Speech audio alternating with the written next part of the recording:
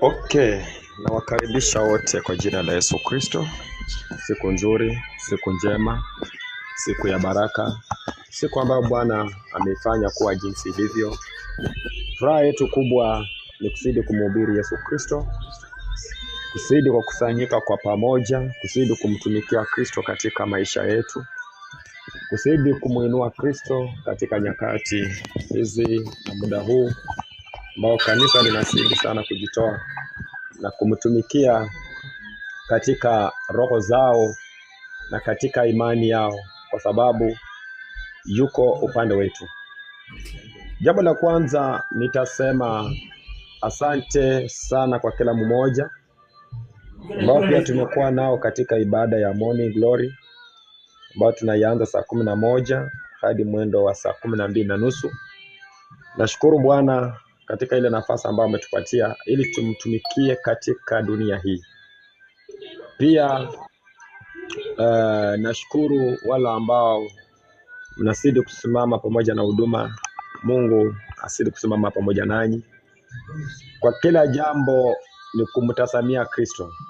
Licha unaweza ukaona ni magumu, unaweza ukaona mambo haiendi mbele, lakini nitasema ya kwamba baki kumwabudu Kristo, baki kumwamini Kristo, baki kumtegemea Kristo katika nyakati na majira haya ambao kanisa liko katika mwisho na linazidi kusimama imara, linazidi kumfurahia Kristo, linazidi kumuinua Kristo katika roho zao, kwa sababu kwa kila jambo wamemtegemea sana, maana yeye ndio muweza na yeye ndio mwamba usiotingizika katika maisha ya mwanadamu, na pamoja kwa chochote kile ambacho mwanadamu kimekuwa kigumu, Yesu yuko tayari kwa ajili ya kulipigania kanisa kama sikosei. Kwa hivyo tunapata kuona kwamba maisha duniani ni lazima Mungu aunganishe mwanadamu na baraka zake, ili mwanadamu huyo anapomtumikia Kristo asiwe ni mwanadamu ambaye amekosa, huenda nisema kwamba fedha, kwa sababu hata wakati Petro alipokosa fedha alipitia kwa wakati mgumu, lakini Mungu Yesu akamfungulia njia na akakutanika na baraka yake iliyomsaidia katika maisha yake. Kwa hivyo basi nisema kwamba tutafanya kazi ya Mungu na ni lazima Yesu Kristo atatufungulia njia vile huduma utasonga mbele, kwa sababu huduma unahitaji fedha, na huduma bila fedha iwezi kaenda. Namba 2, vile wewe unaelewa neno, unaelewa utakatifu, tujua kwamba kuna ile roho ambayo bado ijaelewa hili neno vile wewe unaelewa. Kuna ile roho bado hajajua kwamba madhara ya dhambi ni nini. Sasa tunapokuja kwa ajili ya hizo roho kusisaidia, mimi imani yangu huenda itakuwa juu, na imani yangu Mungu atakuwa ameniweka sehemu ambayo huyu mtu hajawekwa, na mtu huyu mahali penye amewekwa bado ni mchanga, na vile ni mchanga, siwezi nikamlisha chakula chenye mimi nakula, ni ngumu. Nitatumia mbinu gani ili tupate kuongelesha hawa watu ili wapate kumjua Yesu? Yesu mwenyewe anasema nilikuja kwa ajili ya wenye dhambi. Hao wenye dhambi tukiwakemea na kuwafukuza, tutakuwa tumekuja kwa kina nani? Maana huyo mwenye dhambi ndio mwenye mchungaji unastahili hubiri ili abadilike. Na hautamhubiria injili nzito vile unafikiria, alafu huyu mtu akabadilike. Huyu mtu atatoweka, ataenda. Sasa utatafuta njia. Kwa sababu gani niseme hivyo?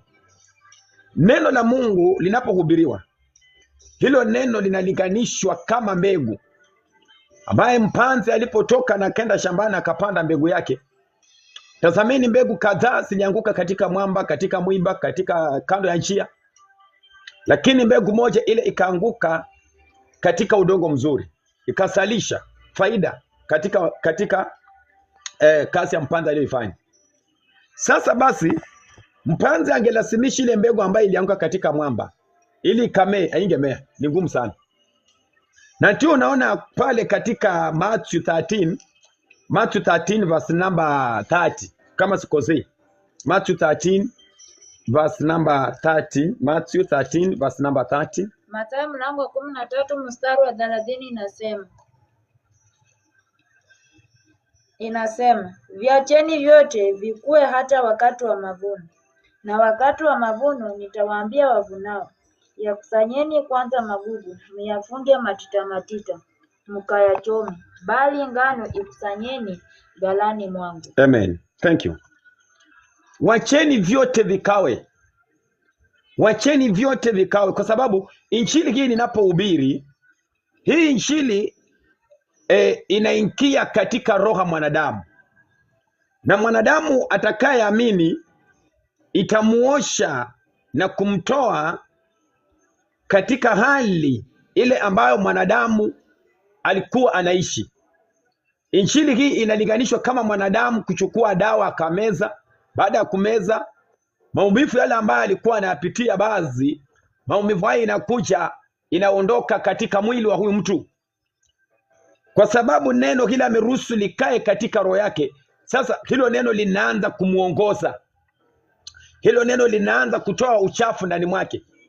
Na ndipo maandiki kazama kwamba wacheni vyote vikawe mpaka siku ile ya mwisho.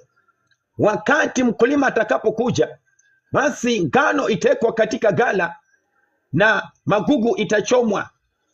Kwa hivyo tunapokemea kanisa wala kuhubiri injili nzito kabisa, kanisa linapata kuogopa kwamba mchungaji yule ni mkali. Kanisa linaogopa kwamba yule mtu ni mkali.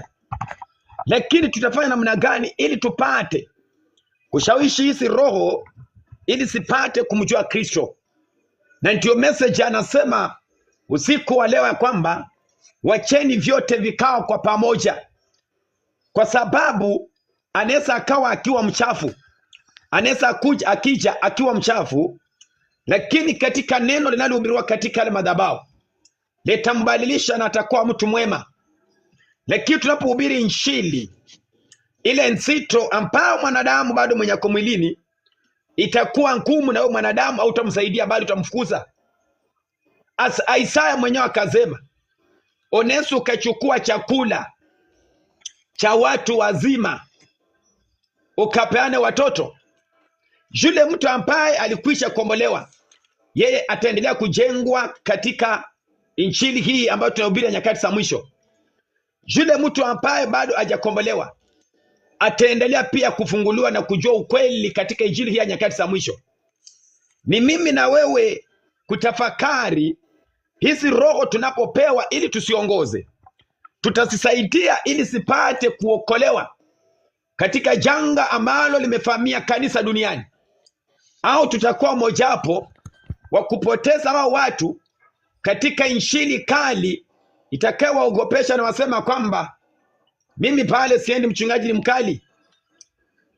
Bwana amesema wacheni vyote vikao kwa pamoja. Kumkeni ule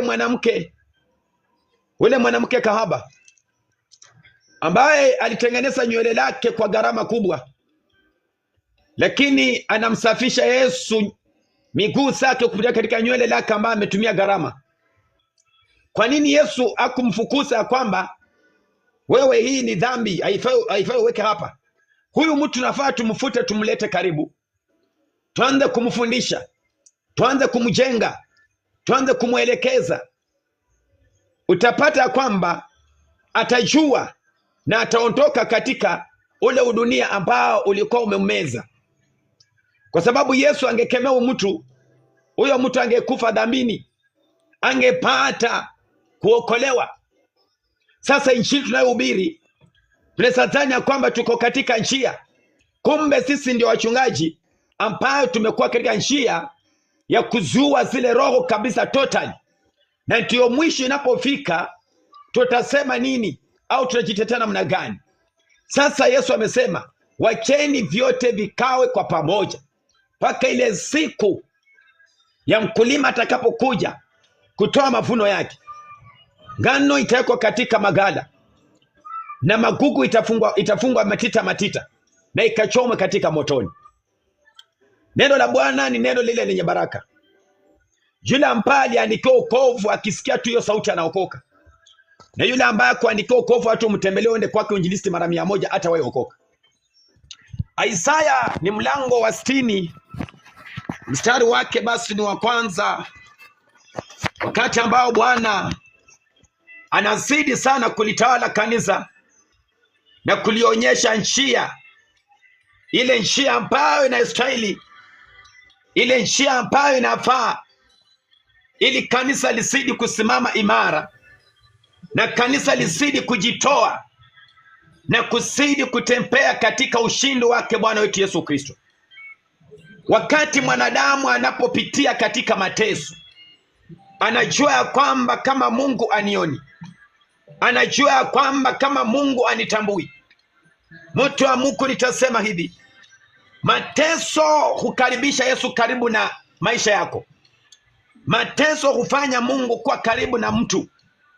Maana uokovu bila mateso, basi Yesu atakuwa mahali pale. Tunafaa tufurahie. Daudi akasema katika Zaburi 37 mstari wa 4, nawe utajifurahisha kwa Bwana, naye Bwana atakutimizia haja za moyo wako wote. Haijalishi ni magumu mangapi umeyapitia, haijalishi umeombewa mara ngapi, haijalishi vita vimekuwa ni vingapi juu yako, haijalishi hali ni ngumu namna gani, akamwambia wewe endelea kufurahia, wewe endelea kuniabudu, nami ninajua kama Bwana nitakayetimiza haja ya moyo wako, ili ukapate kuokolewa na ukapate kufurahia kule mbele endapo nikawa ushuhuda. Kanisa la Yesu, yote ambao mwanadamu anaweza akawa anapitia, isikuwe sababu ya kurudi nyuma, isikuwe sababu ya kukata tamaa, isikuwe sababu ya kufanya umwache Mungu. Kama kweli sisi ni mwili mmoja, imani moja, roho moja, basi tutazidi kushirikiana kwa umoja katika upendo na katika uvumilivu na katika kuombeana, tukijua kwamba Yesu yuko upande wetu. Shetani anajaribu jinsi vile anaweza kawagawanyisha. Shetani anajaribu jinsi vile anaweza kajaribu kanisa la Yesu.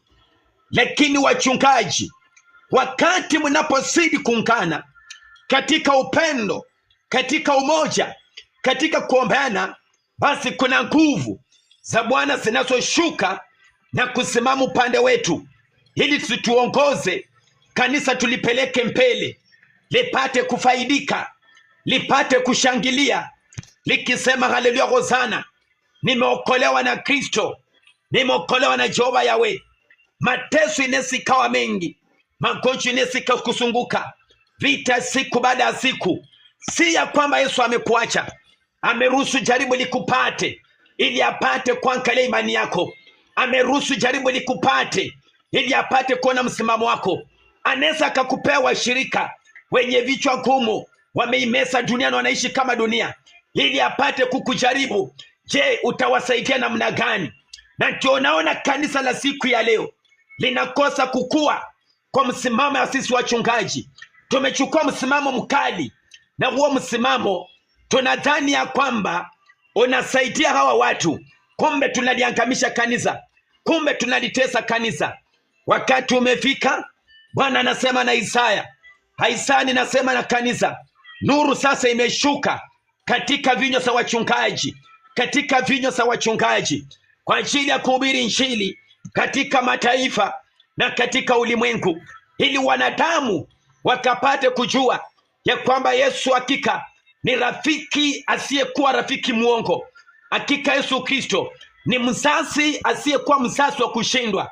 Hakika Yesu Kristo ni tegemeo katika mateso yote tunayopitia. Analipigania kanisa na kuliweka katika nguvu.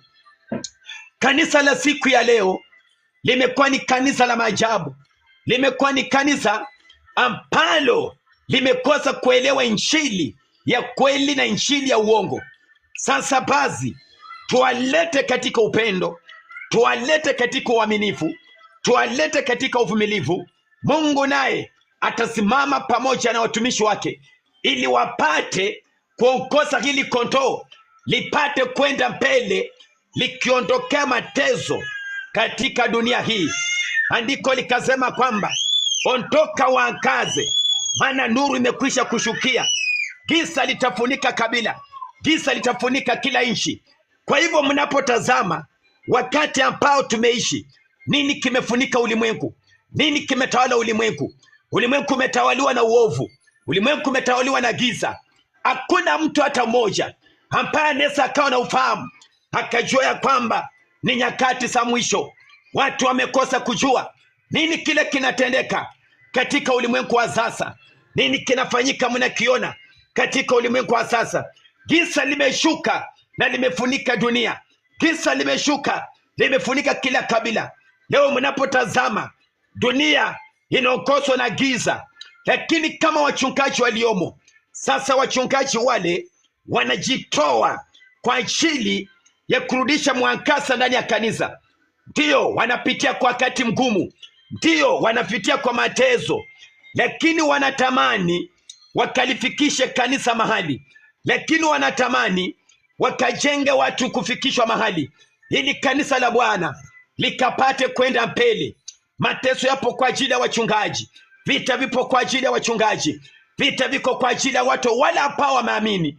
Lakini jueni ya kwamba vita hivyo vinapokuja vitazidi kuendelea, ili kuona ya kwamba msimamo wako umesimama namna gani.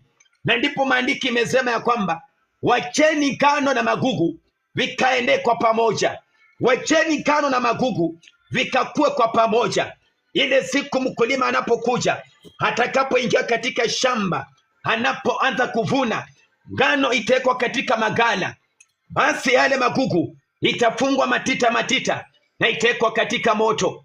Mnapotazama katika ulimwengu, tunapata kuona kwamba ulimwengu giza limefunika tayari, na vile giza limefunika tayari, kama wachungaji, nyinyi ndio mnastahili Mungu kuwatumia kurejesha nuru katika ulimwengu.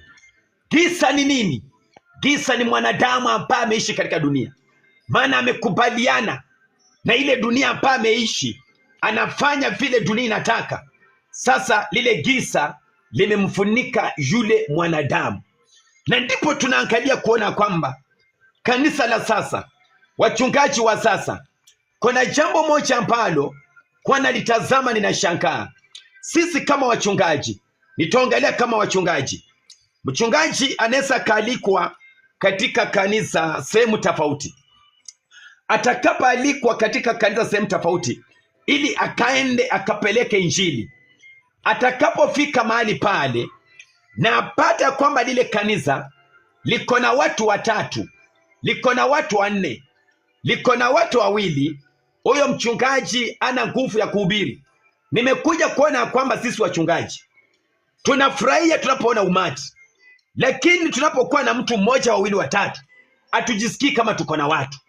Hizi ni roho ambazo Kristo amezichagua leo na akasileta katika madhabahu, kwa sababu upate kusaidia hiyo roho, kuliko kuacha hiyo roho ibaki katika mateso na huzuni, kisha mwisho tutasema kwamba tulikuwa tunahubiri na Yesu atauliza, kama yule mmoja ulishindwa kumhubiria akabadilike, hawa watu unataka 100, hawa watu unataka 1000, utawaweza? Amen. Hawa watu utawaweza? Yule mtu mmoja umeshindwa, yule mtu mmoja umeshindwa kumlea, unataka watu 20, kweli utaweza kumlea? Na ndio tunaona kwamba wachungaji wengi wanataka umati wa watu. Kuna washirika wanapenda kanisani, wanaenda lile kanisa kwa sababu liko na watu wengi. Nashindwa kujua leo wanadamu wanaenda kuabudu wanadamu wenzao. Kwa nini unapenda mahali upate hata ni mtu mmoja kwa pale kanisani na pastor? Kwa nini usiabudu mahali pale? Mtu anatoka kwa sababu watu ni wachache katika lile kanisa. Sasa basi tujue ya kwamba sisi wenyewe imani yetu imetupoteza. Sisi wenyewe msimamo wetu umetupotosha. Sisi wenyewe hiyo njia tumechukua, tumepotea. Mungu akasema ya kwamba katika Isaya 53 mstari wa 6, Mungu alichukua maovu yetu yote akeka kwake Yesu Kristo. Na kitazama leo duniani, kila mwanadamu amechukua njia yake, kila mwanadamu amechukua mawazo yake. Hakuna dhambi Yesu aliitenda, bali ni maovu ambayo sisi wenyewe tumeyatenda. Na baada ya kuyafanya tunasema sisi ni watakatifu, tunasema sisi ni watakatifu. Na tunaona kwamba kanisa, sisi kama wachungaji, Mungu ametupatia hao watu wenye dhambi ili wapate kuokolewa kupitia kwetu. Tutaokoa namna gani mtu anayefanya kazi pale kwa kilabu? Mtu mwenye bado hajamjua Yesu, ukimkuja na injili ya ukali, ukikata kuwili kwa ukali, huyo mtu utampata. Lazima Roho wa Mungu atupatie ile roho ya kuelewa na kufahamu ya kwamba hii roho bado iko duniani, ili tuhubiri mtu huyu apate kuingia katika system ya kumtukuza Mungu wa Israeli. Watu wa Mungu, andiko linasema kwamba katika the book of Matthew chapter number 18 verse number 19, mahali popote ambao watu wamekusanyika 2 watatu, mahali popote ambao watu wamekutanika 2 watatu, basi Bwana yuko mahali pale. Leo watu wanaabudu umati wa watu. Watu waabudu kanisani tu wanaenda watu ni 2, watu ni 3. Watu wanaabudu umati wa watu. Na tunaona kwamba Petro akasema katika Acts chapter number 11 verse number 1, wale mitume na wale manabii walipokuwa wanazungumza, injili imekwisha ingia katika mataifa, watu wanaabudu wanadamu wenzao. Leo sasa watu wamfuati Kristo. Maana kama ungepata dhabahu lile ambalo liko na ukweli wa Kristo, basi aukaangalia ya kwamba kanisani wamekuja wangapi, kanisani leo tuko wangapi, platform tuko wangapi. Sisi kazi yetu ni kufanya kazi ya Mungu, yeye aliyetutuma. Leo washirika tunapata kwamba wanajipendekeza kwa wachungaji. Wachungaji wale mnaojipendekeza kwao walikwisha anguka, bali wamekuja na injili ya toba, lakini sio toba ya ukweli. Imekuwa ni toba ya mdomo, kwa sababu tunahubiri kile tusichokijua. Maana tumekataa kumtegemea Mungu, na tunaona mtu akifika kwa watu anaomba zaidi, na akiwa peke yake kuomba ni shida. Watu wanaabudiana leo, watu wanaabudiana leo kwa makanisa, watu wanaabudiana leo katika hizi platform. Mtu akiwa mahali penye watu wako, unasikia anaomba, unasikia anaomba, anafika mahali unasikia shakarabo sakara. Ya nini? Ni ya nini? Kama Yesu alikuita. Hizi lugha ambazo zimekuja duniani ni lugha ambazo zinaendelea kulipotosha kanisa la Yesu. Si ya kwamba mwanadamu atanena, ataongea ndio nijua kwamba ako rohoni. Kuna watu hawaneni hizo vitu, lakini wako rohoni, wako very powerful katika ulimwengu wa kiroho. Sasa tunapata kuona kwamba leo kanisa watu wanaabudiana. Yaani wakienda kanisani unaona lile kanisa limejaa na watu, hapo ndipo unaenda kuomba. Lakini kanisa lenye pasta ako na watu wawili, watu watatu, hakika unapata kwamba upasta kupata mtu watatu ni ngumu sana.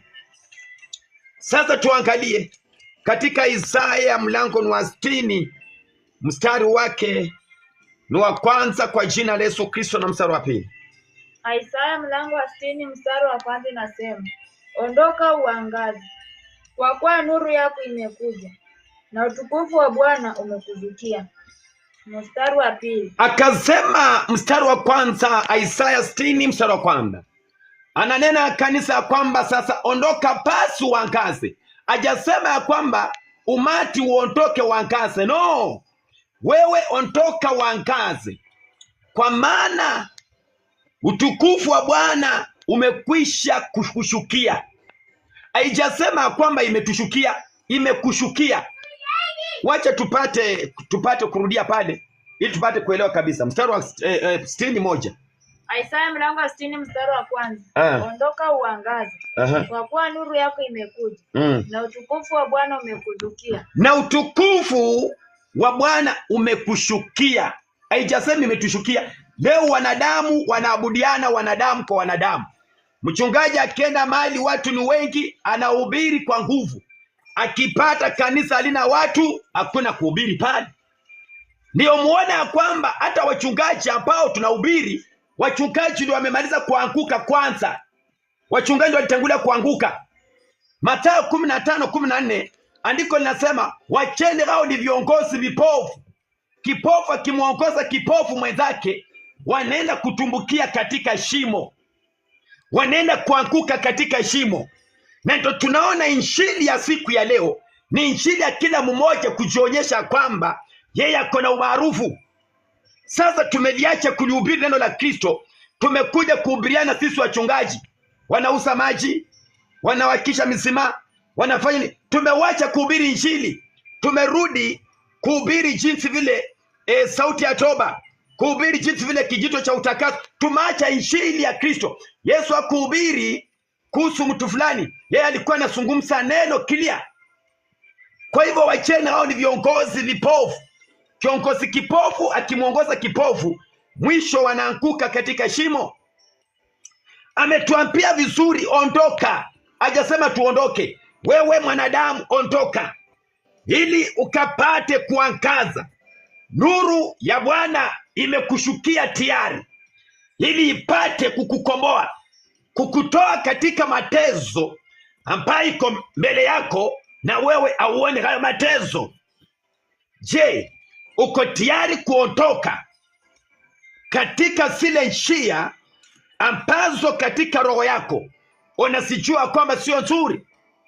Njia ya kwanza ambayo imeleta shida nyingi sana katika wokovu wa leo ni mwanadamu kuweka mawazo katika roho yake. Mawazo unapoweka katika roho yako, mawazo imekuwa ni njia moja ya kukuzuia mawasiliano yako wewe na Yesu Kristo. Unaomba jambo moja kwa muda mrefu, lakini unapata kwamba mwelewano wako na Kristo umekuwa ni ngumu. Unapenda kulala, unasiota zile ndoto za ajabu ajabu, unasiota zile ndoto za kuogopesha, kwa sababu mawazo yale yenye mwanadamu ameruhusu kuweka ndani ya roho yake. Yesu anajua ndio unataka kazi. Yesu anajua ndio unataka ndoa. Yesu anajua ndio unataka pesa. Lakini mimi kazi yangu ni kumwabudu katika roho na kweli. Katika Yohana mlango wa 4 mstari pale wa 24. Katika roho yangu ni mimi kumwabudu Yesu Kristo. Mawazo imeleta mgawanyiko mkubwa kati ya mwanadamu na Yesu Kristo. Mawazo imeleta mgawanyiko mkubwa kati ya mchungaji na Yesu Kristo. Maana leo kila mchungaji anataka akue kwa haraka, anataka miliki vitu vikubwa vikubwa, lakini hizo vitu Yesu anapotazama ndani mwako anapata kuona kwamba hichi kama utapata utaachilia huduma. Wewe na unadhani kwamba ukipata huduma utasimama. Inakuwa ni ngumu kabisa kanisa kuendelea kusimama, kwa sababu mawazo, tamaa ambayo kanisa limekaribisha katika ndani ya roho zao. Ndipo akasema, wewe mwanadamu, ondoka sasa ukaangaze, ondoka kwenye mawazo, wachilia mawazo kwanza, roho yako ikuwe na amani. Unapokuwa na amani, basi Bwana atafanya makao katika mwili wako, ataketi ndani yako, na kwa kila jambo utakalofanya, wala kila mpango ule ambao uko nao, atatangulia kunena pamoja nawe. Wenda ni katika maono, wenda ni katika ndoto, atasema pamoja nawe, kwa sababu unatafakari jina la Kristo, kwa sababu unafikiria huyu Yesu Kristo, yeye ndiye anaweza akachange maisha ya mwanadamu milele hata na milele. Akasema ondoka uangaze, ondoka kwenye mawazo. Hiyo ni pointi ya kwanza. Mawazo ndiyo imeleta hizi dhambi zote. Hata tukisema kwamba tuache ulevi, tuache ukahaba, lakini mawazo haya tuzungumzii, bado mtu huyu atarudi kwenye dhambi. Kwa hivyo mawazo ndio imeleta shida ndani ya kanisa la Kristo Yesu. Mchungaji anawaza vile atamiliki gari, mchungaji anawaza vile atapata washirika, lakini hakuna kuwaza vile tutatubu dhambi zetu ili tuwe na umoja na Kristo Yesu. Hatuwazi ile dhambi ambayo tumeifanya ikafanya Yesu akaondoka ndani mwetu. Tunawaza vile tutaongoza watu wengi, tunawaza vile tutafanya miujiza, tunawaza vile nimeponya mtu watu wakanipigia makofi. Hatuwazi tena vile neno la Kristo linastahili likae ndani ya roho zetu. Mstari wa pili, Isaya 60 ni mstari wa pili. Mstari wa pili inasema, maana tazama, giza litaifunika dunia, na giza kuu litazifunika kabila za watu. Bali Bwana atakuzukia wewe, na utukufu wake utaonekana juu yako. Very powerful message. Akasema tazama, kwa maana giza litashukia dunia na litashukia kila kabila, lakini wewe, hajasema nyinyi, amesema lakini wewe, Bwana atakuzunguka, Bwana atakulinda, Bwana atasimama nawe, kwa sababu umeachilia mawazo, umemkubali Yesu ndani ya roho yako, umekubali kutembea na Kristo. Mawazo inayofanya Mungu akuachilie, mawazo hayo umeachana nayo. Very powerful message. Giza litashuka na litafunika kila kabila, litafunika kila lugha, litafunika kila nchi, lakini wewe, haijasema nyinyi, maana sisi wote hatuwezi kumfuata Yesu kwa ukweli. Leo unabii uko katika hizi platform ni unabii wa uongo, unabii wa kufanya pastor apendwe, kubatisha tu, ukitoa unabii usiokuwa na msingi. Yesu alikuwa anazungumza jambo moja na linatendeka. Leo watu wanatabiriwa kama mambo 1000 na yote mnatabiriwa, mnajaza kwa vichwa vyenu. Isaya 29:13. Watu hawa kuniabudu kwa midomo zao, lakini ndani mwao mimi siko. Vichwa vyao vimebeba maagizo za wanadamu. Mumepewa unabii, wewe utanunua shamba, sio utafanya nini? Yote sio sawa. Mwanadamu unapompata Yesu Kristo, Yesu ndiye nabii kamili, atakaye kutabiria, atakaye kuzungumzia, atakaye kuonya, atakaye kuelekeza na kuweke juu tena juu sana, mali penye hakuna adui wala mganga wala mchawi anaweza kapigana pamoja nawe na akakapata kukushinda. Tazama, giza litashuka, na kweli mkiangalia giza la mawazo limeshuka na limemaliza kanisa leo totally. Kila mtu anatafuta vile atakuwa bilionea katika dunia hii. Wangapi wanazidi kulia kwa ajili ya ile siku ya Bwana inayokuja, ambayo inawaka kama tanuru, hakuna juaye siku wala saa, maana Kristo yu mlangoni anabisha ili kanisa lake lipate kuokolewa. Leo sasa kanisa limebaki halina mchungaji. Mchungaji mwenye yuko anadhani kwamba amesimama, kumbe katika kusimama kwake amelipotosha kanisa lake Yesu Kristo wa Nazareti.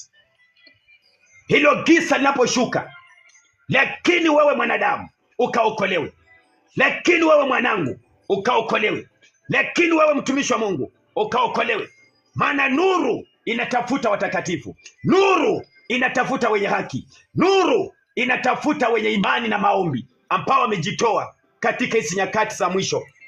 Kanisa linapokuwa linapitia kwa wakati mgumu, Yesu anarudi, watu wa ulimwengu, kanisa limejiandaa namna gani kutubu na kutembea kwa utakatifu, kumwogopa Yesu Kristo, kutetemeka kila wakati mbele za Jehova Yahweh na kumjua kwamba yeye ndiye jana, leo, hata na milele. Hakuna dhambi ndani ya utakatifu, hakuna dhambi ndani ya kanisa. Kanisa limesimama linamwabudu Kristo, kanisa limesimama linamuinua Kristo, kanisa linashangilia likijua ya kwamba siku ipo inakuja, wakati nisiyojua saa wala mwezi, siku wala tarehe, basi atashuka na atanyakua kanisa lake, litaingia katika utukufu. Hata linyakua kanisa litaingia katika utukufu, hata linyakua kanisa litaingia katika umilele, hata linyakua kanisa litaingia katika umilele. Wako wapi mitume waliotangulia kuhubiri Injili? Wako wapi manabii waliotangulia kuhubiri Injili?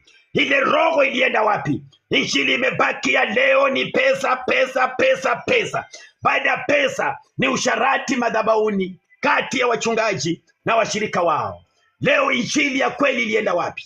Na wale wanaohubiri injili ya ukweli hawana watu wa kuwasikiza. Basi jueni ya kwamba Yesu akasema, hata kama mtasikia, nitaamurisha mawe ili ipate kusikia, nitaamurisha mawe ili ipate kuongea. Leo watu wa Mungu, jueni ya kwamba mnaishi nyakati za mwisho, naishi nyakati za mwisho. Kila mmoja jipange kivyako, kila mmoja jilinde kivyako, kila mmoja jami kivyako, maana kanisa linaenda, kanisa linaenda, kanisa linaenda. Mateso itazidi kuonekana katika uso wa dunia, vilio vitazidi kuonekana katika uso wa dunia, huzuni na maombolezo inaenda kuonekana katika uso wa dunia. Lakini wewe, nuru inaposhuka ukapate kuokolewa, asema Bwana wa majeshi. Everyone repents, Messiah is coming. Wakati tumeishi si wakati wa kukaa kwa dhambi, ni wakati mkubali Yesu. Wachana na vyote, vione kama bure. Paulo akasema na kanisa la Wafilipi, akiwa anawaambia kwamba katika Wafilipi pale mlango wa 3 mstari wake wa 7, akasema, wakati nilipompata mimi Yesu Kristo, kila kitu nilikiona kama takataka, kila kitu nilikiona kama mavi. Je, ni nani aliyempata Yesu na akaona dunia kama mavi, akaona dunia kama takataka? Bali watu wanamtaka Yesu, lakini wameipenda dunia. Kumbukeni katika Matthew chapter number 6 verse number 24, hakika Yesu akasema, hakuna mwanamke anaweza kapenda mabwana wawili, atamdanganya mmoja na atampenda mmoja. Hamwezi kumtumikia Bwana pamoja na mali zenyu. Hakika hiyo ni uongo. Mwanangu, acha nikwambie, Mathayo 11 mstari wa 12, tangu siku za Yohana Mbatizaji hata sasa 2026 ufalme wa mbingu kunyakuliwa ni kwa nguvu, na wenye nguvu ndio watakao uteka. Jueni ya kwamba wachungaji, jueni ya kwamba waumini, hata kama umeishika Biblia kutoka Genesis to Revelation, 1 Corinthians 4 verse number 20, maandiki nasema ya kwamba ufalme wa mbinguni hauko katika neno, bali upo katika nguvu. Simameni imara, endeleeni kutangaza Kristo, wachaneni na unabii. Hakuna mahali unabii utakupeleka. Watakuelezea kila jambo, watakwambia kila kitu, lakini mwisho utakumbuka. Uliacha injili ya toba,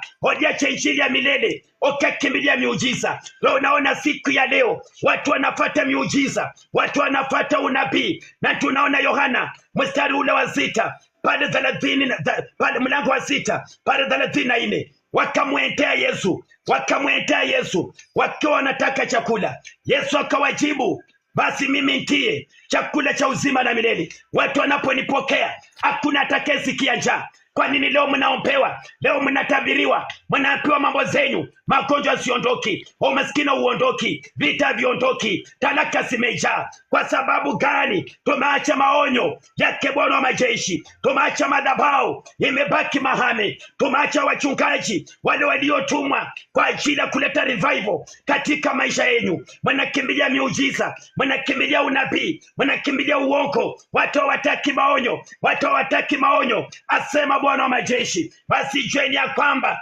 muda unaendelea ukiisha, muda unaendelea ukiyoyoma, lakini wenye haki wataishi kwa imani, lakini wenye haki watamiliki uzima wa milele, lakini wenye haki wataingia na wataishi pamoja na Yesu Kristo. Watu wa ulimwengu, wakati tumefika, ni nyakati za mwisho. Kila mmoja beba msalaba wako, beba msalaba wako na ukatazame mbele, beba msalaba wako na ukatazame mbele. Wacha kutegemea pasta, wacha kutegemea mtu yoyote, mfuate Kristo Yesu katika maisha yako. Kanisa, mnajua mnaishi nyakati za mwisho. Shetani amekasirika, amewaletea manabii, amewaletea mitume, amewaletea wachungaji, amewaletea walimu. Mnadhani kwamba mmekusanyika, lakini yote mnafanya kazi bure. Nalia kwa ajili ya kanisa, nalia kwa kanisa la Kenya, nalia kwa wachungaji wa Kenya, nalia kwa wachungaji wa Tanzania, nalia kwa kanisa la Tanzania, nalia kwa kanisa la Uganda, nalia kwa wachungaji wa Uganda. Injili imebadilika, imekuwa ni karaha. Bwana akasema na Amos katika mlango wa 5, akamwambia Amos, neno hili basi likawa maombolezo. Leo tumacha maombolezo, ni raha ndani ya wokovu. Mathayo mlango wa 10 mstari wa 34, sikuleta amani duniani, la hasha, nimeleta upanga, nimfitini mtu pamoja na ndugu yake, nimfitini mtu pamoja na baba yake. Kwa nini siku ya leo tunatafuta amani, tunatangaza amani? Hakuna amani mtapata. Kama mtapata amani, basi Yesu ni muongo. Enyi mliosimama, enyi mnaojijua, bebeni mzigo wenu, bebeni msalaba, bebeni msalaba, fateni Bwana Yesu. Dunia itawapenda, dunia itawachukia, dunia itawakataa. Watu wa ulimwengu, ni nyakati za mwisho. Jipeleleze kwa moyo wako, jichunguze kwa moyo wako, jiangalie kwa matendo yako. Ni nyakati za mwisho. Wengi wamekataa ukweli, wengi wamekataa maonyo, wengi wanashangilia, wanasema wanaenda kujenga, wanasema wananunua magari, hawajui mbele kule penye wanaenda nini kitatendeka. Yakobo mlango wa 4 mstari wa 13, na anajua kesho yake. Unaweza ukapanga leo na kesho hauko tena. Basi tubuni, maana Yesu anarudi, akaliokoe kanisa tukapate kuingia na tuishi pamoja naye. Bado malango zimefunguka. Mathayo 25 mstari wa 12, malango zimefunguka. Nani ako tayari akaingie? Kumbuka wanawali 5 wakaambiwa, nyinyi taa zenyu zimezimika, mlishughulika sana na kuitumikia dunia. Sasa rudini katika dunia, endeni mkanitafute, na kama mtanipata mkesha na kuomba, amjui siku wala saa. Nani siku ya leo yuko tayari? Hata rapture ikifanyika, basi anapata kuingia katika uzima wa milele. Wakati kama huu, mwambie Yesu, nisamee dhambi, nisamee makosa, nisamee kwa chochote ambacho nimefanya kinyume na mapenzi yako, kinyume Kristo na jina lako. Yesu nisamee. Ambia tu Yesu nisamee. Nimekuwa msinzi kwa muda mrefu, nimekuwa muongo, nimekuwa mwenye kiburi, nimekuwa mwenye machukizo. Yesu, nimejaza mawazo katika roho yangu. Mwambie tu Baba nisamee. Yesu nisamee. Nimekuwa mwenye sieleweki, mara nimesimama, mara nimeanguka. Yesu nisamee. Omba tu msamaha kila mmoja. Omba tu msamaha, ingia tu katika toba.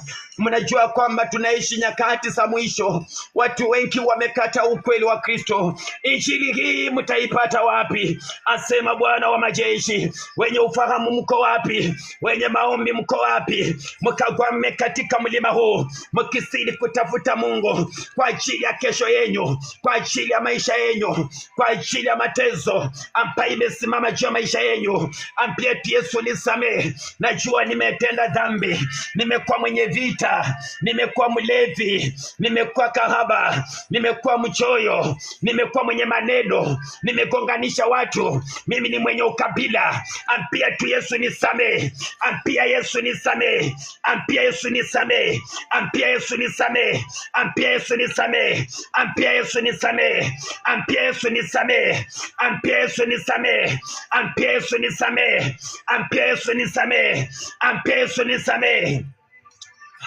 Yesu alienda na imani, hakuenda na umati wa watu. Ninapoona kanisa leo, Yesu alienda na imani tu. Wenye imani tu, wenye imani tu, mko wapi? Wenye imani mko wapi? Yesu alienda na imani. Wenye imani wanasamehewa. Maandiko inasema kwenye Zaburi 103 mstari wake wa 3, akusamehe maovu yako yote, anakuponya na magonjwa yako yote. Mwambie tu nisamehe Baba, nimekuwa mchafu machoni pako, sijakuwa mwenye haki mbele zako. Kiri tu hiyo dhambi kwa mdomo wako. Kiri tu kwa kinywa chako. Nimekuwa Yesu Kristo mtaifa, hata siwezi nikaomba. Nimetenda mambo machafu, nimefanya mambo mabaya machoni pako. Yesu amekupea nafasi ili ukatubu. Mrudie tu Yesu, mrudie tu Jehova, mrudie tu Mesia, mrudie tu El Shaddai, mrudie tu Baba. Yeye ni mweza, anasamehe dhambi. Hakuna dhambi asiyosamehe, anasamehe dhambi. Mwambie tu nisamehe. Au jua wakati wa unyakuzi ni wakati gani? Wakati wa rapture ni wakati gani? Mwambie tu Baba nisamehe, mwambie tu Baba nisamehe, mwambie tu Baba nisamehe. Sawa sawa na neno lake, sawa sawa na injili yake, vile maonyo yake imekuwa katika mlima huu, katika madhabahu haya. Mwambie Baba nisamehe, mwambie Baba nisamehe. Hakika Yesu, sijamaanisha kusimama. Nikisimama narudi nyuma, nikisimama natenda uovu, nikisimama naanguka tena. Nafasi hii tumia vyema. Mwambie Baba nisamehe, sitaweza bila wewe. Mwambie Baba nisamehe. Unastahili sifa Baba, unastahili kuabudiwa Baba. Mwambie Baba nisamehe, mwambie Baba nisamehe, mwambie Baba nisamehe. Dhambi zote ulizifanya, hakika unasijua. Maovu yote uliyafanya, hakika unayajua. Wewe mwenyewe kiri mbele za Yesu. Ongea tu Yesu kwa roho yako. Kiri tu mbele za Yesu. Ongea tu Yesu mbele zako. Ongea na Yesu tu. Mwambie Baba nimechafuka, hata sifai machoni pako, hata sifai Mungu wa Israeli. Tumia tu huu muda vyema. Enda mbele za Bwana katika njia ya toba. Hakika tumetenda maovu, hakika tumetenda maovu, tumetenda maovu. Kanisa tafuteni Mungu, kanisa hakika tubuni. Mnaishi nyakati za mwisho, hakuna tena kuona mazuri katika ulimwengu. Ulimwengu umejawa na giza, ulimwengu umejawa na vita, uchawi, ulevi, ulimwengu umejawa na mambo mazito. Kiri tu mbele za Bwana. Mwambie tu Bwana nisamehe, mwambie tu Yesu nisamehe. Nilimdanganya mume wangu, nikamdanganya mke wangu. Mwambie tu Bwana nisamehe. Nilitembea kwenye giza, nilikuwa mwenye vita, nilikuwa kahaba, nilikuwa mchoyo, nilikuwa muongo, nilikuwa mjeuri. Mwambie tu Yesu nisamehe. Tumia tu nafasi vyema. Hakuna tena nafasi nyingine. Huende yenye Bwana atakupea ile siku upate kuingia katika umilele, ile siku upate kuingia katika umilele. Sauti ya toba duniani. Tubuni watu wa Mungu, tunaishi nyakati za mwisho. Angalieni mambo inaendelea katika ulimwengu. Wachungaji wamegeuza injili. Injili imekuwa ni ya karaha, injili imekuwa ni ya karaha. Lakini kumbukeni Amosi 5, Bwana akamwambia Amosi, hili neno likawa maombolezo. Watu wa Mungu, wako wapi watu wa kutubu? Wako wapi watu wa kulilia Bwana? Tumeishi kwa wakati mgumu, tumeishi kwa wakati wa kutabiriwa, tumeishi kwa wakati wa kuangaliwa. Yesu, katika tu roho zenyu, katika tu maisha yenyu, hakika umefika mwisho. Ukasema kweli, nitapata wapi mchungaji atakayeniongoza kwa toba? Nitapata wapi mchungaji? Nimetenda maovu, hakika nimefanya machukizo mbele zake Bwana Yesu. Nimekuwa mfisadi, nimekuwa mwenye ukabila, nimekuwa mtu kugonganisha, nimekuwa msharati, nimekuwa mchawi. Oh Baba nisamehe. Kiri tu kisema nisamehe, kiri tu kisema Sema nisamehe, maana nuru ya Bwana imewashukia katika mlima huu. Kanisa linasamehewa, kanisa linakombolewa, kanisa linasamehewa katika jina la Yesu. Watumishi wako wapi? Watumishi wa toba, watumishi wa toba. Ufalme wa mbingu unakaribia, ufalme wa milele unakaribia. Kanisa jiandaeni, kanisa jiandaeni. Hakika Yesu anarudi. Yote imetendeka, yote imepita, yote imekamilika. Kanisa tubuni tu. Kila mmoja tubu tu kwa roho yako. Okoa tu roho yako mwanangu. Haijalishi unaishi maisha gani katika dunia hii, haijalishi umeonewa, haijalishi unatezeka, endelea tu kutubu. Mwambie tu, Baba nisamehe, nimekuwa mchafu, nimekuwa muongo. Yesu nisamehe. Sauti ya toba. Yesu nisamehe. Sauti ya toba. Yesu nisamehe. Umenituma Baba katika mlima huu, nyakati za mwisho, nyakati za mwisho.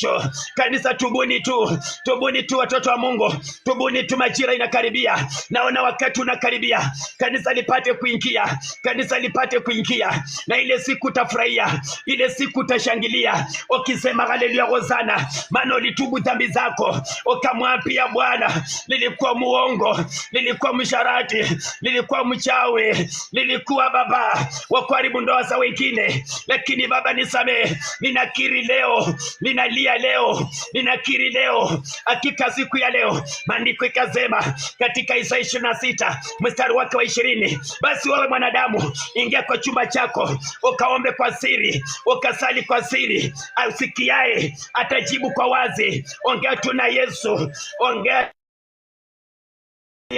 Giza limefunika dunia, dhambi imetawala dunia, giza limefunika dunia. Wanadamu hawajui kama siku zinaisha, wanadamu hawajui kama muda unaenda, lakini yenyewe wenye ufahamu, endelea tu kutubu, endelea tu kutubu, endelea tu kutubu. Lilia tu Mungu kwa ajili ya maisha yako. Umefanya machafu kwa muda mrefu, au kupata mchungaji anaweza kukuongoza katika toba. Hakika basi tubuni sasa, basi lieni mbele za Bwana, basi lieni mbele za Bwana, tetemekeni mbele za Bwana, lieni mbele za Bwana, maana nuru imeshuka. Giza limefunika dunia, giza limefunika kabila, giza limefunika wanadamu. Basi lieni mbele za Jehova. Kristo dhambi zote, wakimwambia Kristo, sikujua kwamba Baba ilikuwa ni dhambi, sikujua ni Baba ilikuwa ni maovu, sikujua Baba ilikuwa ni machukizo, sikujua Baba ilikuwa ni machukizo. Oh Bwana Yesu, mwambie tu, Baba nisamehe, nimekuwa msharati, nimefunja ndoa za watu wengi. Mwambie Baba nisamehe, mwambie Baba nisamehe. Wakati wa giza walifanya mambo ya gizani, sasa uko nuruni. Baba akusaidie, Baba akusaidie, Baba akusaidie. Lia tu mbele za Bwana. Akamwambia Amosi, basi neno hili likawa maombolezo, hili neno likawa maombolezo. Binti wa Israeli amekwisha anguka, hakuna atakayemuinua. Bwana amekuinulia mchungaji. Sauti ya toba duniani, sauti ya toba duniani, sauti ya toba duniani. Bwana amekuinulia mchungaji anayesema tubuni, ufalme wa mbinguni unakaribia. Anayesema tubuni, ufalme wa mbinguni unakaribia. Duniani sio kwetu watoto wangu, duniani sio kwetu wana wa Yesu, duniani sio kwetu. Basi tunaenda, basi tunaenda. Lia mbele za Bwana. Tumetenda machukizo, tumetenda maovu, watu wamedharau injili ya milele. Duniani sio kwetu, enyi wana wa Mungu, duniani sio kwetu. Lia kwa ajili ya nafsi yako. Yesu akampia ule mwanamke, usilie kwa ajili yangu, lia kwa ajili yako, pamoja na uzao wako, pamoja na watoto wako. Lieni kwa ajili ya maisha yenu, lieni kwa ajili ya ndoa zenyu, lieni kwa ajili ya maisha yenu. Bwana kawaambia, lieni kwa ajili yenu, maana najua kile mnaenda kupitia hakika ni kigumu. Sasa injili ya leo imekuwa ni injili laini, injili laini, injili laini ya kufanya mwanadamu apende lile jengo, lakini asimpende Yesu. Oh, katika jina la Yesu, basi lia mbele za Bwana ukikiri tu hizo dhambi. Sauti ya toba duniani. Tubuni tu watu wa Mungu, ufalme wa mbinguni unakaribia. Tubuni tu wana wa Yesu, ufalme wa mbinguni unakaribia. Magonjwa mnaponywa, vita vinaondolewa, vita vinaondolewa. Tubuni tu watu wa Mungu, tubuni tu kwa majira haya. Amtapata nafasi kama hii, huenda sitarudi tena. Tumieni nafasi hii vizuri, huenda utanipata tena. tumia tu nafasi vizuri, tubuni kila mmoja, lieni mbele za Bwana. Amosi mlango wa 5 mstari wake wa kwanza, neno hili likawa maombolezo. Basi mbele zenyu binti wa Israeli ameanguka, hakuna atakayemuinua. Basi Bwana tena ni huruma zake tu, kanisa lisiangamie. Maombolezo mlango wa 3 mstari wake wa 22, ni huruma za Bwana, kanisa lisiangamie. Amewainulia mchungaji sauti ya toba duniani. Basi tubuni, ufalme wa mbinguni unakaribia. Basi tubuni, ufalme wa mbinguni unakaribia. Basi tubuni, mkikataa hayo maovu mlitenda, hizo dhambi mlitenda, ufalme unakaribia. Ufalme unakaribia. Duniani sio kwetu watakatifu. Hakika wenye haki ulimwengu utawachukia, ulimwengu utawadharau, lakini weka kwa toba. Duniani sio kwetu. Dunia kumpenda Yesu, dunia kumpenda Yesu. Yohana wa kwanza mlango wa 2:15. Basi enyi watoto, msiipende dunia, maana dunia hiyo haikumpenda Baba. Baba yumo katika dunia. Tafuteni Yesu Kristo. Yesu anarudi kanisa. Yesu anarudi kanisa. Haijalishi ni mangapi unaambiwa katika familia, haijalishi ni mangapi unaambiwa na marafiki. Basi tubuni wanangu, tubuni wanangu. Wenda kuna siku nyingine utakutana na mimi. Tubuni, tutumieni vyema inafasi tena. Mwangaza umeshuka duniani, mwangaza umeshuka duniani. Giza limeshuka pia, linafunika kila kabila, linafunika kila jamaa, linafunika kila taifa, lakini mwenye haki nuru ya Bwana imemshukia. Tubuni, tumieni vyema hakika muda huu. Tubuni, tubuni, tubuni, tubuni. Tengenezeni mapito, tengenezeni mapito. Bwana anakuja tena. Tengenezeni mapito, Bwana yuaja tena. Tengenezeni mapito, Bwana yuaja tena. Tengenezeni mapito, Bwana yuaja tena. Mathayo 11 mstari wa 12. Tangu siku za Yohana hata sasa 26, ufalme wa mbinguni wananyakuliwa kwa nguvu, na wenye nguvu tu pekee ndio watakaouteka. Wamesimama kiroho, wamesimama kiimani. Magonjwa sinaponywa, vita sinaondoka, vita sinayeyuka tu, wachao wanachomeka. Tubuni tu watu wa Mungu, tubuni tu watu wa Mungu. Sauti ya toba duniani. Tubuni watu wa Mungu. Muda na wakati, majira na mazaa, muda hakika umeisha. Kanisa, muda umeisha. Watakatifu, hakika Yesu anarudi. Watakatifu, Yesu anarudi. Watakatifu, jitakazeni kwa Yesu, jitakazeni kwa Yesu, jitakazeni kwa Yesu. Kitabu cha Ufunuo wa Yohana ni mlango wa 3 mstari wake wa 20. Tazama niko mlangoni, sasa mimi Bwana nabisha, mwenye atanifungulia mimi Bwana naingia. Hakuna mateso, hakuna magonjwa, hakuna uchawi, hakuna umaskini, hakuna vita. Hakika Yesu anabisha na anako tayari. Yesu akaingie na nako tayari. Yesu akaingie na nako tayari. Basi tubuni, basi tubuni, basi tubuni, basi tubuni, basi tubuni. Ufalme wa mbinguni hakika unakaribia, hakika unakaribia. Kanisa tubuni, hakika muda umeisha. Kanisa tubuni, watu wa Mungu tubuni, watu wa Mungu tubuni, muda umeisha. Oh Baba yangu, oh Baba yangu, lisamehe kanisa, lisamehe kanisa. Samehe wanao Baba, samehe wanao Jehova. Tusamehe kama wachungaji, tumekuja na injili ya pesa, tumependa injili ya unabii, tumekata injili ya maonyo. Oh Bwana Yesu, uko wapi Mungu wa Israeli? Ukamkumbuke dada huyu, ukamkumbuke ndugu huyu, ukamkumbuke dada huyu. Baba, tazama analia. Baba, tazama anakiri dhambi zake. Tazama anatubu Baba, tazama analia Baba yangu. Msamehe Mungu wa Israeli, msamehe Simba wa Yuda, msamehe mtakatifu, msamehe Baba yangu. Oh Yesu, oh Baba yangu, giza limeshuka katika dunia, giza limeshuka. Watu wanatafuta miujiza, wameacha injili ya milele. Vyote vizuri vipo, Bwana anapeana wote wanaompendeza. Vyote vizuri viko. Kanisa la Bwana, tunaishi kwa wakati mgumu, tunaishi kwa wakati mgumu, tunaishi kwa wakati mgumu. Tunawindwa kwa maswara, tunawindwa na dunia, tunawindwa na wanadamu, lakini nuru imeshuka tena katika ulimwengu, katika ulimwengu. Wako wapi wenye ufahamu? Wako wapi waombezi wanaotarajia kumuona Yesu, wanaotarajia kumuona Yesu uso kwa uso, uso kwa uso?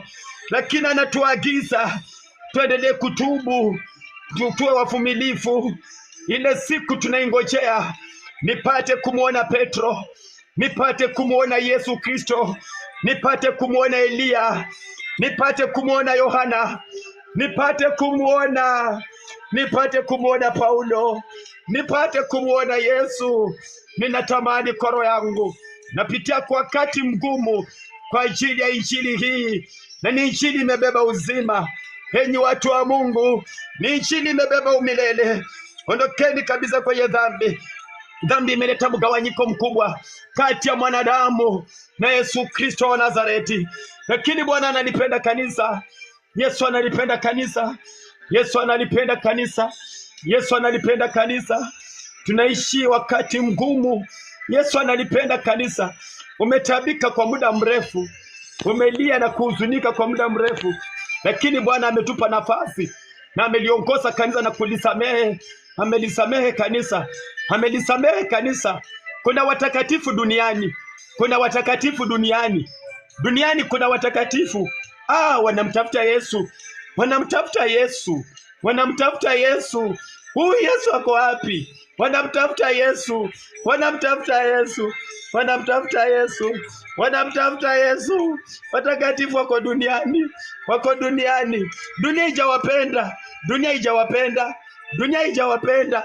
Wanatafuta Yesu, wanatafuta, wanatafuta, wanatafuta. Endeleeni kujikaza, endeleeni kujikaza, endeleeni kujikaza, endeleeni kujikaza tu. Kuna siku mtafurahia, mtakumbuka sauti ya toba duniani.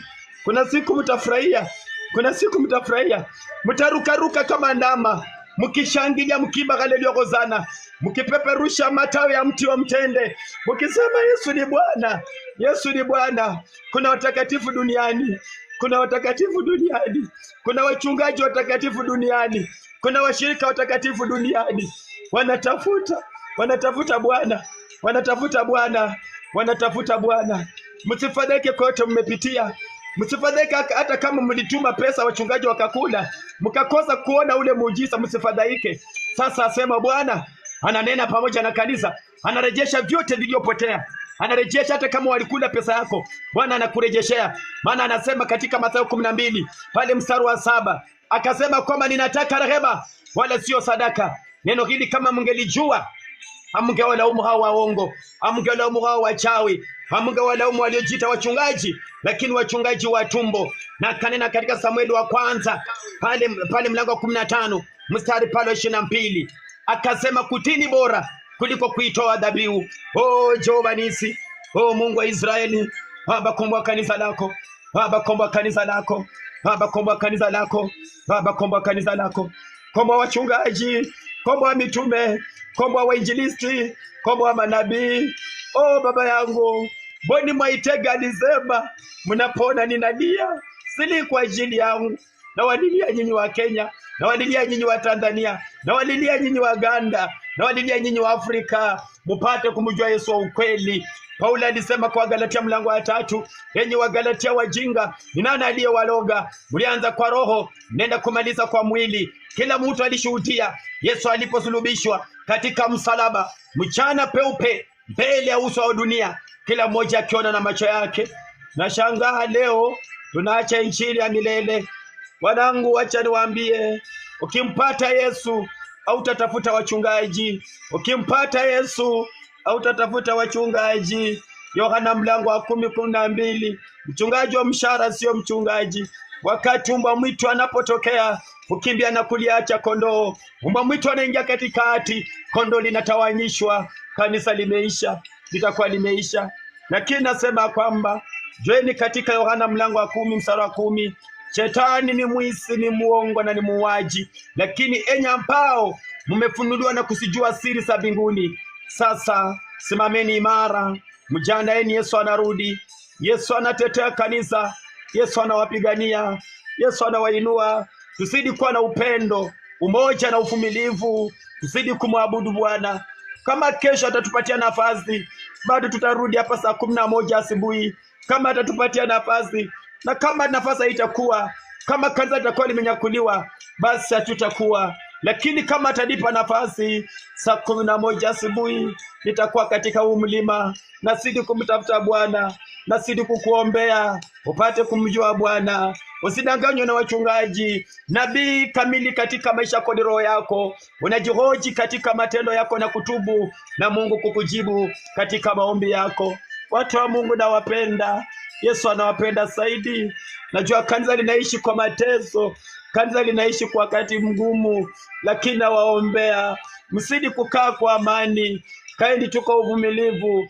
Najua dunia imefika wakati ya kuwatesa, lakini muwe wavumilivu tu. Kumbukeni kitabu cha Ufunuo wa Yohana mlango wa 13 mstari wa 8, na kila mmoja ambaye jina lake alijaandikwa kwa kitabu cha mwanakondoo atasujudu huyo mnyama, na ule atasujudu ule mnyama atatupwa katika ziwa la moto. Hakika watu wa Mungu, hakika watu wa Mungu, mko waangalifu kwa wakati huu, mko waangalifu sana, mko waangalifu. Mwangalie injili mnaohubiriwa, usijiunge tu na kila mchungaji. Kweni waangalifu sana, kweni waangalifu, kweni waangalifu, kweni waangalifu. Mumetubu, mumeoshwa kwa damu ya Yesu Kristo, mumesamehewa. Msije mkajichanganya tena. Tunaishi nyakati za mwisho. Dunia itawapenda, lakini Yesu anawapenda. Hata mkidhulumiwa, hata mkikataliwa, bakini na Yesu tu, bakini na Yesu.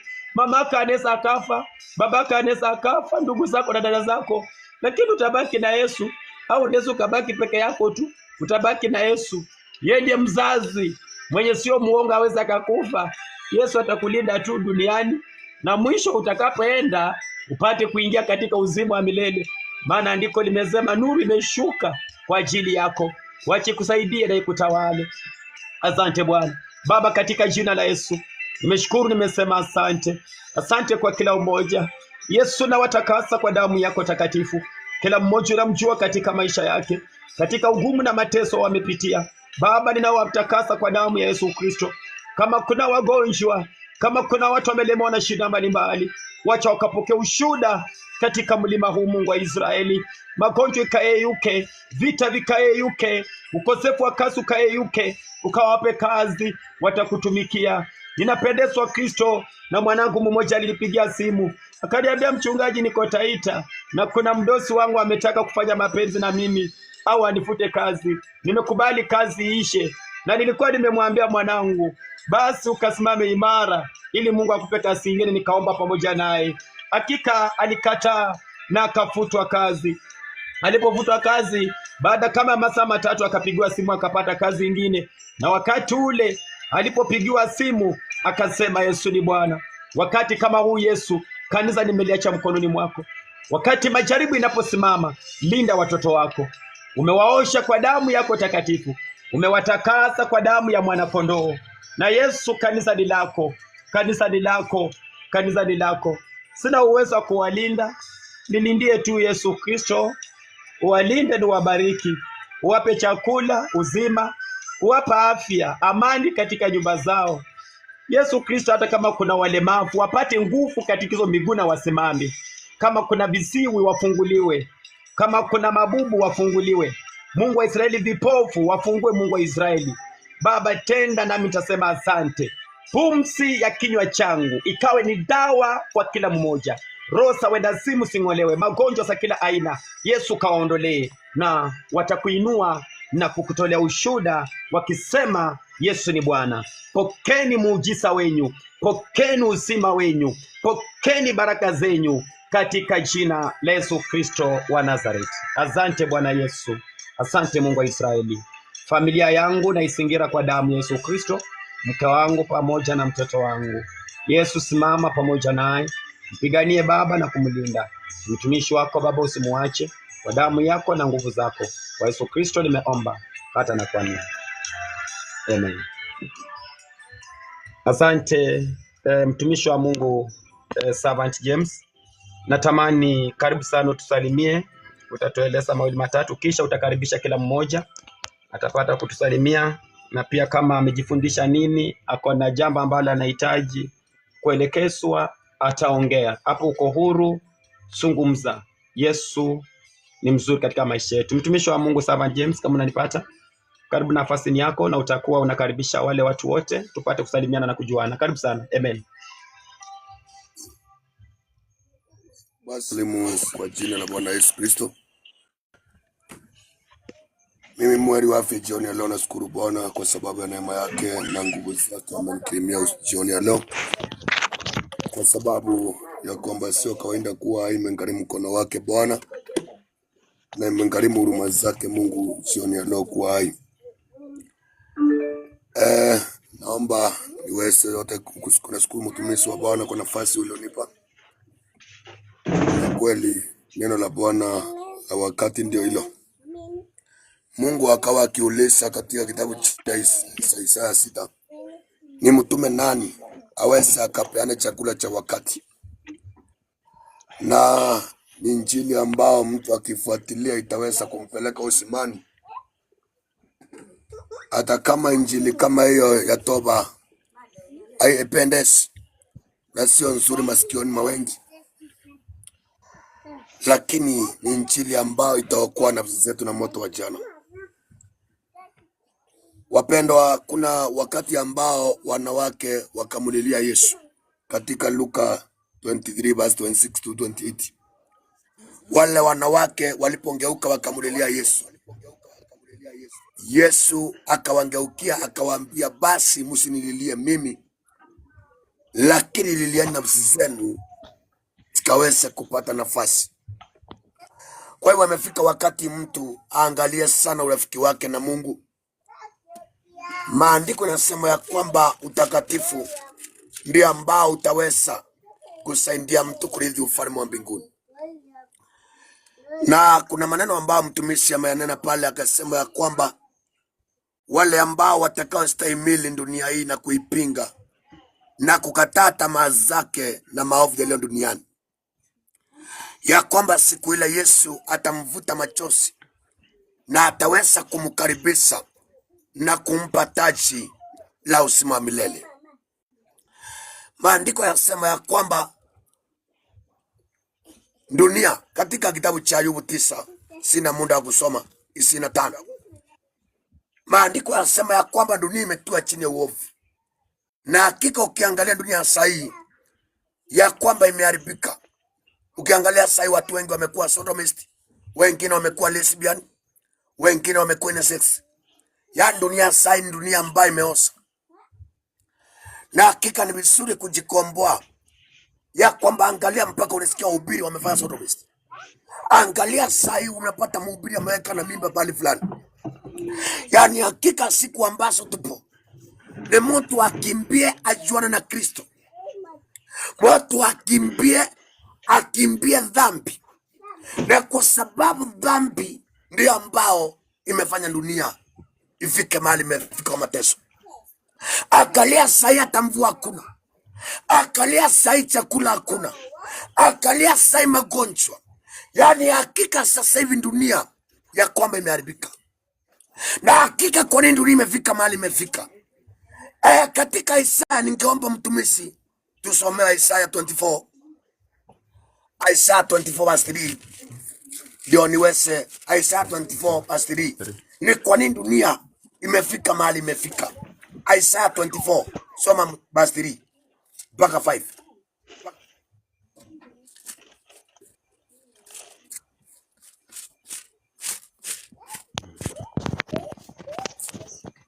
Mtumishi kama msomaji kwa nafasi. Mlango 24 mstari wa 3 inasema, dunia hii itafanywa tupu kabisa na kuharibiwa kabisa, maana Bwana amenena neno hili. Teremka chini. Mstari wa 4 inasema, dunia inaomboleza, inazimia, ulimwengu unadhoofika, unazimia, watu wakuu wa dunia wanadhoofika. Mstari wa 5, tena dunia imetiwa unajisi kwa watu wanaoikaa, kwa maana wameziasi sheria, wameibadili amri, wamelivunja agano la milele. Amina. Mstari wa 6, maandiko yasema ya kwamba sasa dunia inaomboleza, Ndio maana kila mfalme mnasikia aende kutafuta misaada. Kwa sababu dunia imejaa, yani yaomboleza kwa sababu ya mahangaiko na mateso ambayo yaliyo duniani. Naye Mungu anaeleza kwa nini dunia imefika mahali imefika. Anasema kwa sababu watu wameacha za Mungu na agano la milele. Yani watu wa siku hizi ya kwamba kisasi hiki ya kwamba kimeacha za Mungu. Kwa hivyo andiko nasema kwamba ati dunia inaomboleza, inaanguka. Ndio maana sasa nimekuambia ya kwamba angalia sasa vile kuko. Unakuta hata msasi, unakuta msichana amelala msasi. Unakuta kijana amefanya usherati mtu alika mama yake. Yani sasa na kati ambao tupo, hakika dhambi imetawala kila kitu. Unakuta hata watu wadogo wanao watu walika wasasi wao. Angalia sasa watu, unakuta hata kanisani watu wako uchi. Ndio maana ukiangalia sasa ya kwamba nyimbo za kanisa na nyimbo za kilabu hakuna tofauti. Yani angalia sasa dunia bila imekaa. Dunia imeosa kabisa. Angalia tabia dunia na waangalia tabia. Angalia tuangalia example. Kile kisai cha Nuhu kilifanya kikaadhibiwa kwa nini? Ni kwa sababu ya usherati wa sodomist. Angalia sasa duniani sodomist. Angalia sasa sodomist. Yani dunia sasa imejaa maovu machafu. Angalia sasa masturbation. Angalia uachi. Unakuta msichana ametoa mimba kutoa. Unakuta sasa mzee amebaa mpira, amechukua mpira kondo mzazi wote amemwaga huko. Yani sasa dunia imeharibika. Mungu anasema watu wameacha zake na hakika dunia inaomboleza.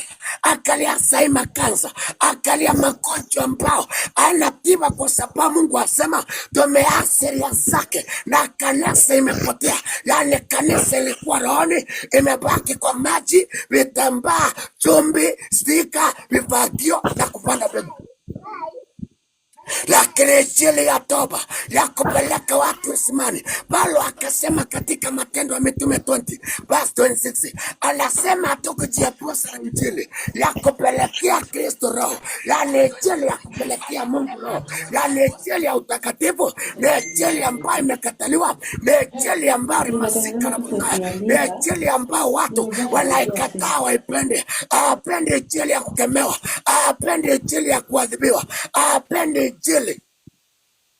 Angalia sasa unakuta mtu amepaka rangi ya papo kichwa, amepaka nini? Yani sasa dunia, yani hakuna mahali mwanadamu ayaambia Mungu ulifanya makosa kufanya hivi. Yani hata maumbile unakuta mandawa siku hizi, unakuta mpaka vyakula. Mpendo, Mungu asaidie. Angalia sasa mandesi ni vizu na mandawa.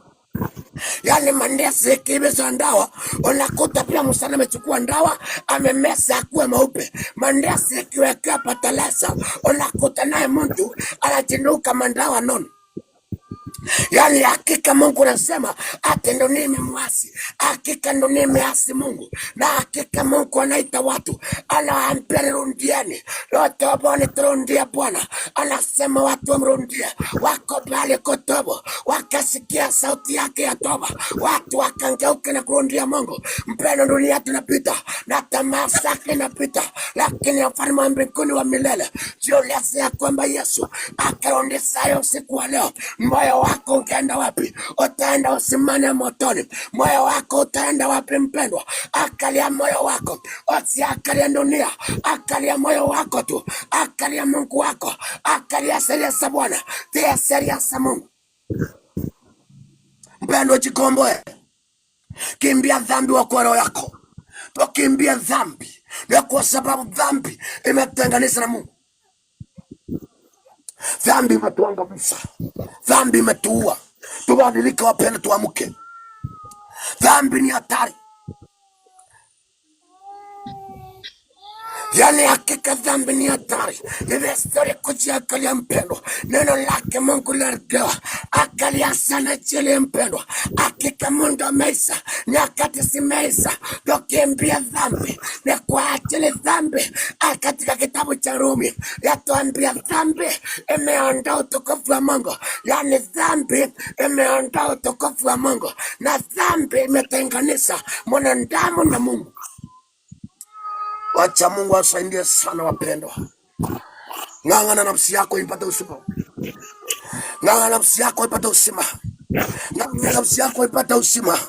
Mwili ambao unakupeleka, mwili ambao unapeleka mtu jehanamu.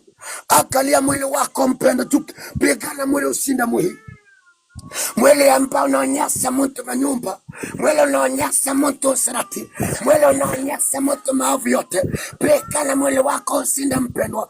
Mwili ndio unakataa Injili. Yani hakika kinaokataa Injili ya utakatifu ni mwili unakataa Injili ya utakatifu, na kwa ajili mwili umeridhika. Mwili uko nyumbani na kilo yako hayafika nyumbani mpendwa. Kitabu cha Mwanzo 3 pale 19, mwili utarudi mavumbini, lakini jiulize roho yako itaenda wapi? Mwili wako utaenda mavumbini, lakini jiulize roho yako itaenda wapi? Mwili ambao unaonyesha mtu msana uko sawa, vita uko sawa, mawazo mabaya uko sawa, fitina iko sawa, unyang'anyi uko sawa, fitina uko sawa, vikwazo viko sawa. Mwili umpendwa ni hatari, kwa sababu mtumishi alikuwa amenyamaliza. Nataka tu nifikie pale, kwa sababu nimesikia tu nichangia kidogo. Mungu asaidie sana, na Mungu atusaidie sana wapendwa, kwa jina la Yesu. Isaiah 35 verse number 8. Maandiko yanasema yote asiyokuwa safi, asiyokuwa mtakatifu hataweza kurithi uzima. Yote asiyokuwa safi, asiyokuwa mtakatifu hataweza kurithi uzima. Yote asiyekuwa mtakatifu hataweza kurithi uzima. Hataweza kurithi uzima mpendwa.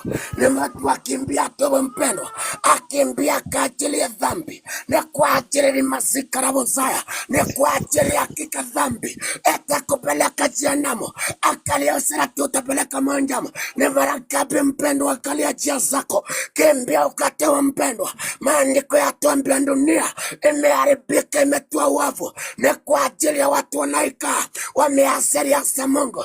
Ndio maana atakuwa kumekuwa kawaida, hata usenzi ni kawaida, hata usirikio ni kawaida, hata kwenda kwa waganga ni kawaida, hata matosi ni kawaida. Yani hakika dunia, maandiko yatuambia dunia yaendelea kuomboleza.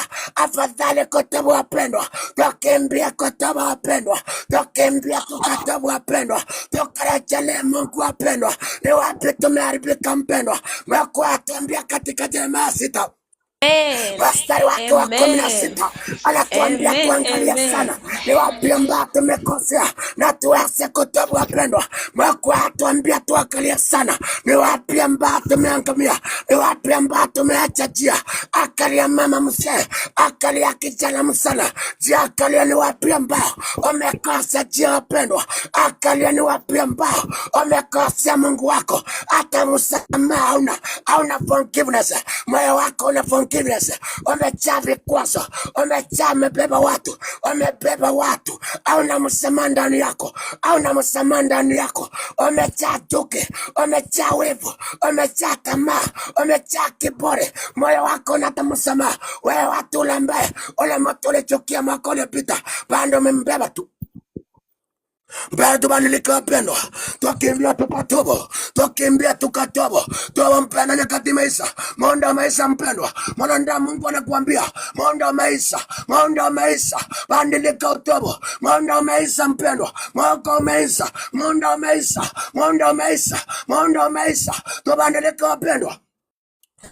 Mondo mesa wapendwa, Mungu atuita, atuambia rondini nyinyi watu waasi, atuambia turonde, sisi watu waasi, tukaendeleka wapendwa, tukimbia tukataba wapendwa, tababandilika mpendwa, akwa munda mpendwa, toka kwa dunia, toka kwa wasi, toka kwa usenzi, toka kwa usirati, toka kwa mpendwa, toka kwa makeup, toka kwa nywele ya farasi, toka kwa tuko, toka kwa kutex, toka kwa kopauko, toka kwa kangalu sasa. uasi, toka kwa uwaji, kimbia utawa mpendwa, toka kwa mipango ya kando, toka biashara za ukora, toka ukampendwa, toka kwa dhambi, kimbia mpendwa, kimbia dhambi. Yosefu alikimbia dhambi. Maandiko yanasema ya kwamba Yosefu alikimbia dhambi. Kimbia dhambi mpendwa, toka kwa madawa ya kulevya, toka kwa mikuka mpendwa, toka kwa masikara mpendwa, toka kwa meka mama, toka huko mpendwa, toka kwa dhambi unondonia mpendwa, toka huko mpendwa, toka huko mpendwa. Rondia Mungu wako, rondia Jehova, rondia Mungu wako, taba mpendwa, taba ongeuke. Mwako anakuambia taba ongeuke, taba upande lake, anakuambia muda hakuna. Waefeso 5 maandiko yanasema muda hakuna, muda hakuna mwanadamu, muda hakuna mwanadamu. Yesu anakuja mpendwa, muda hakuna mwanadamu, muda hakuna mwanadamu. Kiomboa muda wako mpendwa, komboa muda wako mpendwa. Mungu asaidie sana, Mungu asaidie sana, Mungu asaidie sana. Yani Mungu atusaidie sana,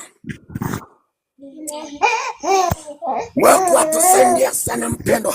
Yani kule jehanamu si kuzuri, na kule jehanamu mpendwa ya kwamba kule jehanamu watu waende kula sipsi kule, wanaenda kuchomeka mpendwa. Yani jehanamu si kuzuri, hakika jehanamu ni kilio, jehanamu ni kulia na kuomboleza kule. Hakuna haya mpendwa ya kupendeza dunia, lakini jikute roho yako eko jehanamu ikilia. Bandeleka utawa mpendwa, bandeleka ukimbia. Hakuna wakati wa kuzoea Mungu wapendwa, hakuna wakati wa kujinasi yani kwa uwavu, hakuna muda wa kujinasi yani kwa uwavu, hakuna muda, hakuna muda wapendwa. Naomba mchungaji, naomba umalize. Naomba mchungaji, kama unanisikiza, maliza ili watu wasalimie. Karibu inakatika, data zangu karibu zinaisha, nimebakisha kama dakika 5 ikatike. Sasa naomba tu kama unisamalizia hapo watu wasalimiane kisha tumalize, maana naona dakika 5 data zitakuwa zinaenda, nitakatika wakati wote. Okay, asante mtumishi. Nashukuru Bwana. Karibu mtumishi Kijito, tusalimie kwa jina la Yesu.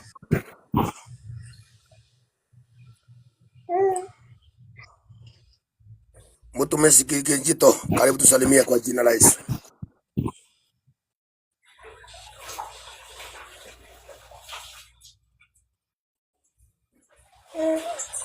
Okay. Silvia, karibu tusalimie kwa jina la Yesu.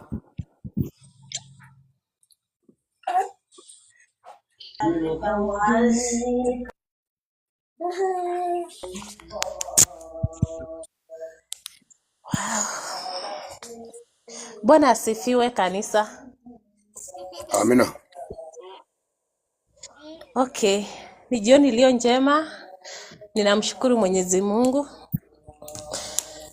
Kwa upande wangu anaendelea kunipigania, niko mzima pamoja na familia. Naendelea kumshukuru Mungu na kumtukuza.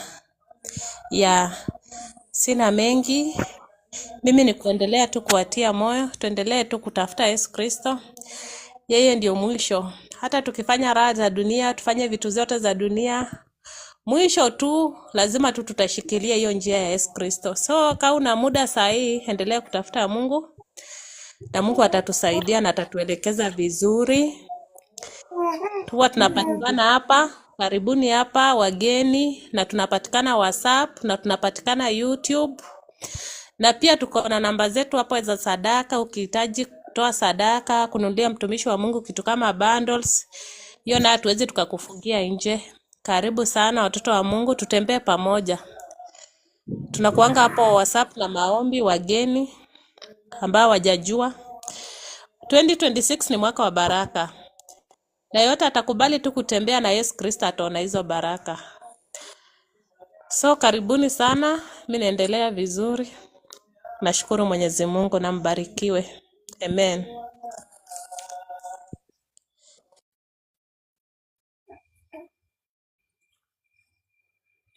Yeah.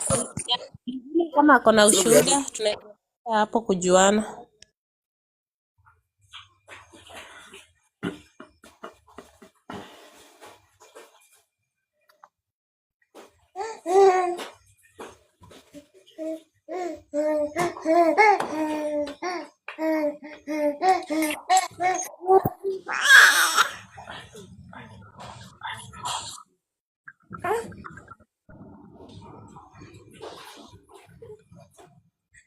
Chorovia. Milaki ndogo.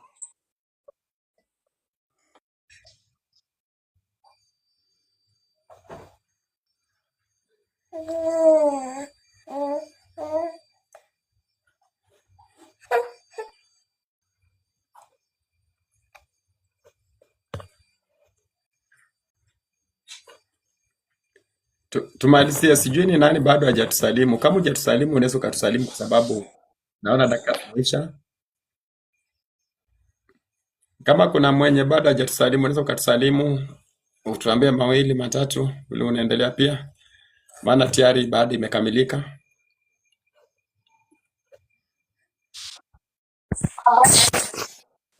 Yes, amina. Wasalimu katika jina la Yesu. Bwana asifiwe. Niko mzima, Amen. ninamshukuru Mungu. Amelinda kutoka asubuhi mpaka sasa. Ninashukuru sana watumishi wa Mungu kwa ibada ya leo. Nimepata kama mnaendelea, lakini nimepokea kilicho changu. Ninaomba tu sauti ya toba. Mungu asidi kubariki mtumishi ambaye amemaliza pia kuhubiri neno la Mungu, servant pia. Mungu akuinue sana, akubariki. Hakika kwa wakati huu ama siku za leo ni vigumu sana kupata pasta ambao utapata anahubiria watu toba ama kutubu. Injili za sasa ama watumishi wengi wanahubiria watu kutoa, wanahubiria watu waangalie makosa wala kuambia watu watubu dhambi.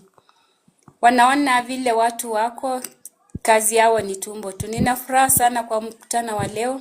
Ninafuraha sana kwa watumishi wa Mungu. Mungu awabariki sana.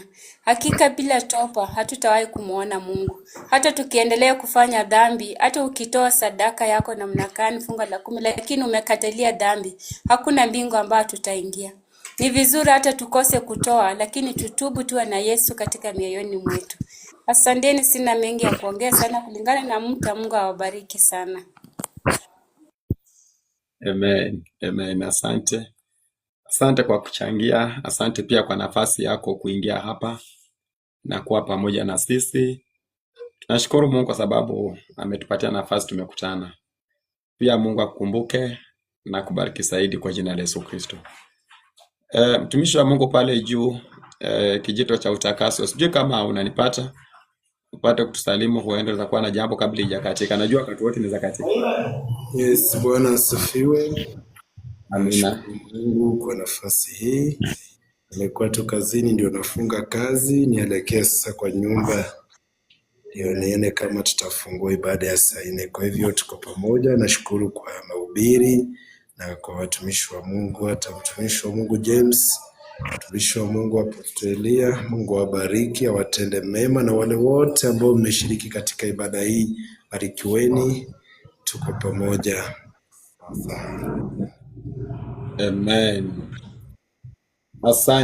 Asante. Kristo akuwe pamoja nanyi. Nimeshukuru kwa muda huo na wakati huu ambao tumekuwa pamoja na nyinyi. Tutakuwa pamoja kesho, ibada saa 11 hadi saa 12:30 asubuhi. Basi unaweza ukajumuika pamoja nasi na tutapata kuendelea kubarikiwa. Tuendelee kusikia kwamba ni ujumbe gani ambao Kristo Yesu